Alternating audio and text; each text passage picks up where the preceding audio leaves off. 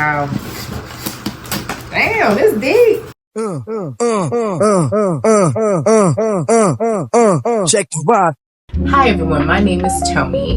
You probably know me from Queens of Production. I do producing, I do other things.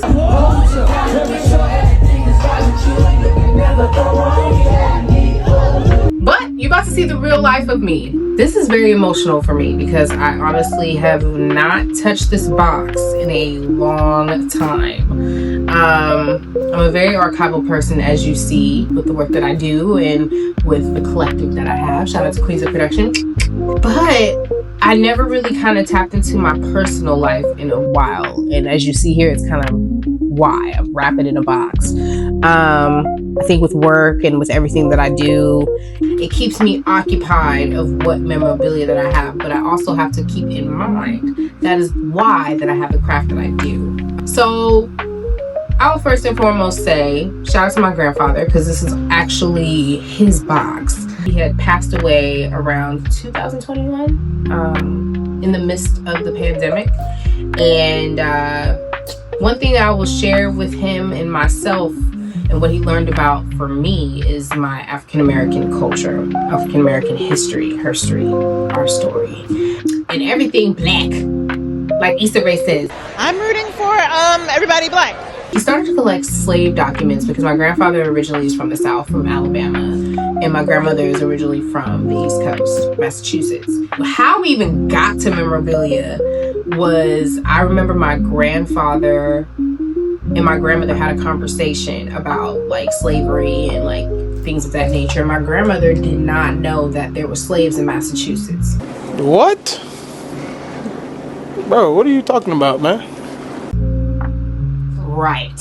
So when he started to collect slave documents, it went from that to like, then he started collecting books, and then he started to collect other things. And it really made a bond between us because I started to get interested in, you know, hearing his stories and listening to, you know, the things that he had to deal with as a child, and, you know, moving from Alabama to Pacoima, California. Pacoima was black. I will let y'all know this right now. Pacoima was black. Take a look at one of the oldest neighborhoods in the San Fernando Valley region of LA. And some historians say Pacoima was the first suburban town for black people in the country. Pacoima, a bustling working class LA neighborhood of 75,000 people. Nearly 90% are Hispanic. But if you look closely, there are signs of a very different past. About 60 years ago, Pacoima was 75% black. The Greater Community Church was the first black church in Pacoima, established in 1942. So this church was started with the love, care, financial support of 6 families. Several black churches branched off from it to accommodate the growing black community. What brought the blacks to Pacoima was the opening of the Joe Louis homes. They advertised it, and that brought the biggest, most significant migration. Crystal Jackson's family was part of the early migration. When the military veterans are coming back from World War II, Pacoima had cheap land and a lot of it. So they decided to build some unrestricted homes, is what they called them, which they named after heavyweight boxer Joe Louis. It was a dog whistle for the whites to not purchase in that area, and a bullhorn that this is for you black people. Articles and pictures from 1951 show the Joe Louis model homes open to vets with their GI Bills, including 2 Tuskegee Airmen, Samuel Ford and Walter Hightower Thomas. Joe Louis had nothing to do with it, yes. His family said he had no real estate ventures. They didn't even know if he even got paid for licensing. Unaware, the black families came in droves, and while many anxiously waited for their homes to be built in the Joe Louis tract, they lived in temporary housing called the Basilone homes.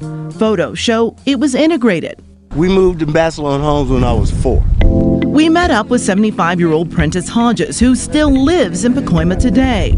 It was really great. A lot of it was still empty fields. Like, I watched them build all the houses. We spoke to him at the Hanson Dam Recreation Area, where he spent a lot of time as a boy. This area right here, we used to just ride the horses over here. Fond childhood memories, but it wasn't all good. Yeah, I ran into prejudice here, but it was still a great place to grow up. School photos showed the transition of the community. In the 50s, a very mixed classroom, but by the 60s, these classrooms were all black. What I saw clearly was this housing discrimination, redlining, and steering. Mel Wilson also grew up in Pacoima and is a realtor in the area. He walked us through the neighborhood, once called the Joe Louis Tract. If you were black, it didn't matter what your profession, didn't matter what your income was.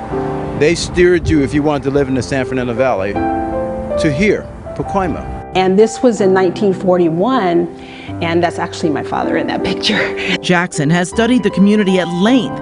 She made a movie, wrote 2 books, and founded the Pacoima Historical Society.